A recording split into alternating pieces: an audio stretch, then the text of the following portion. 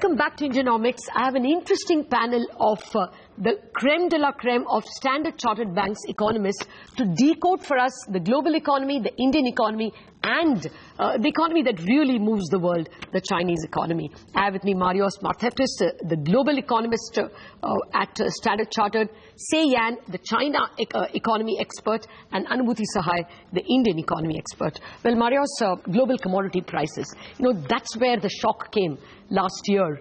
What is the sense? Has crude troughed out at $25 according to your team? Have metals and even near metals like steel troughed out? Is the worst over for commodities? I think commodities were definitely one of the main three shocks. It was the oil price shock in particular. It was the Fed hiking interest rates, and it was the perception that China was on its way to have a hard landing. And all these three factors came into play together at the same time.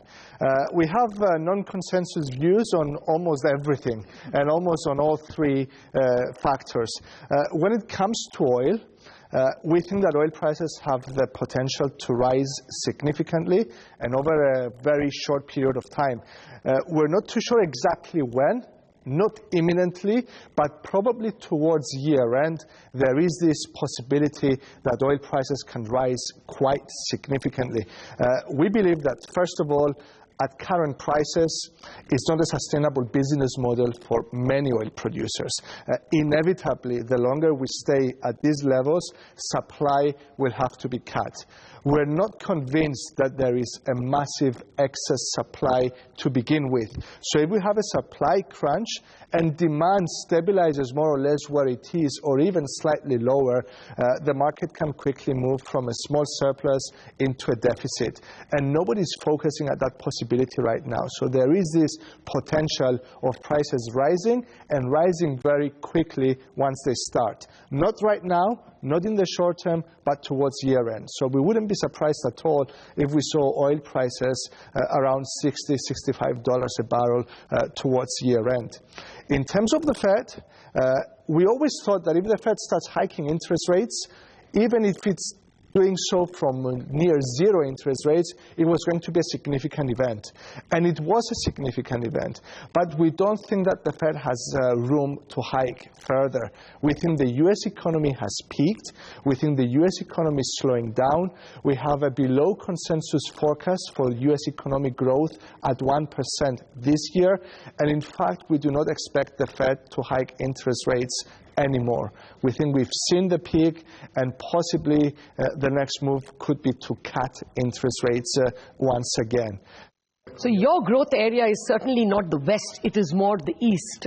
It would be China, India, and maybe some emerging markets because of higher commodity prices? Absolutely. I think emerging markets have taken a lot of negativity. Their equity markets have fallen quite significantly, and I think there are some interesting valuations and attractive opportunities emerging. Well, final question to you, Yan.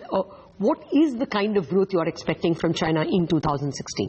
So we forecast 6.8% GDP growth in 2016, and as Marius said... And how much of that would be PMI-led or manufacturing-led? Because PMI numbers have consistently, for the last 18, 24 months, coming in negative terrain. So how would, in particular, manufacturing sector do? So actually, PMI in February, which was released a few days ago, was actually the historical low. But actually, indeed, I think this was the most difficult time for China. So we forecast 6.8% GDP growth, which is relatively a strong forecast. Is because we believe that in the short run, the government is strongly incentivized to implement expansionary fiscal policy and accommodative monetary policy to sustain economic growth between 6.5 and 7%.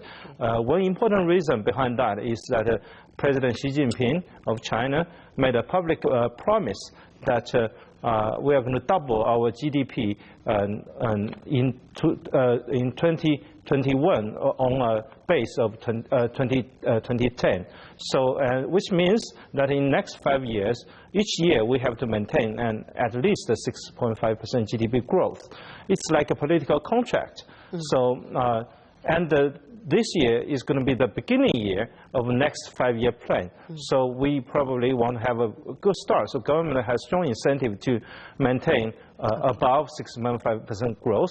And I think government is able to do that because in terms of fiscal policy, China is probably one of the very few countries still having a capacity to conduct expansionary fiscal policy. And we forecast our deficit to GDP ratio, which was around 3% last year. So this year is going to be higher than 3%. So which means, so we're going to do a lot of tax cuts, and we're going to do government investment projects later this year. Yeah, and monetary policy will also remain accommodative to support this fiscal policy. Fair point. What's the expectation in terms of growth in India itself, Anubhuti? After a fairly decent gap, we've got good auto sales numbers for the month of February. Is it the start of something big, or was that a one-off? We'll have to see that. I mean, it's not only about auto sales. If you actually look at a host of other indicators, a marginal improvement in core sector growth. If you look at rural growth, we have our own in-house indicator on growth, on rural and urban consumption.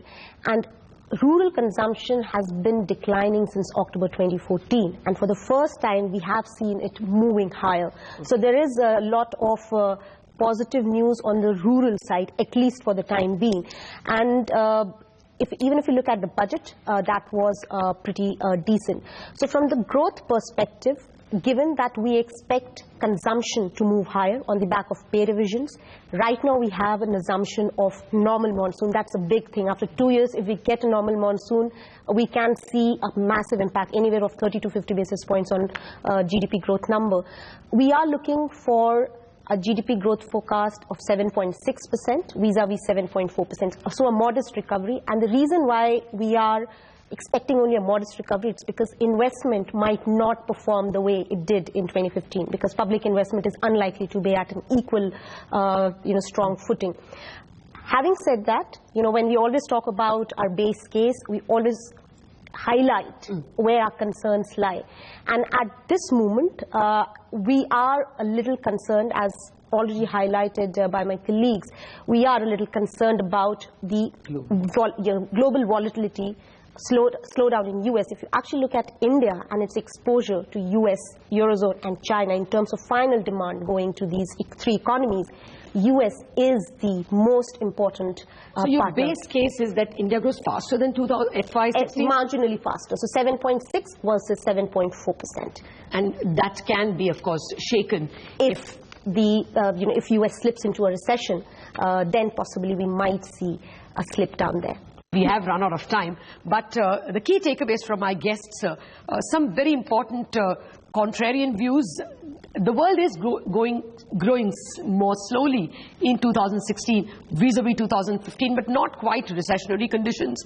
The important takeaway from the Standard Chartered team is that the Fed is not hiking at all in 2016. In fact, there could be a rate cut on commodities. The chances are that oil could spike up, and it is certainly troughed out, although that may not extend to all commodities. But the key takeaway is that it's not developed economies, but emerging markets, commodity-led, as well as China and India, which might be the beacon of growth in 2016. The important takeaway coming from China is that a sharp yuan depreciation is certainly not a part of the Chinese game plan, and in fact, a 6.8% growth, largely fueled by fiscal help and some reserve requirement cut, not rate cuts. In India itself, the growth is expected to be marginally higher at 7.6%. That's the key takeaways from my guest here. Thank you very much for joining me on Indianomics.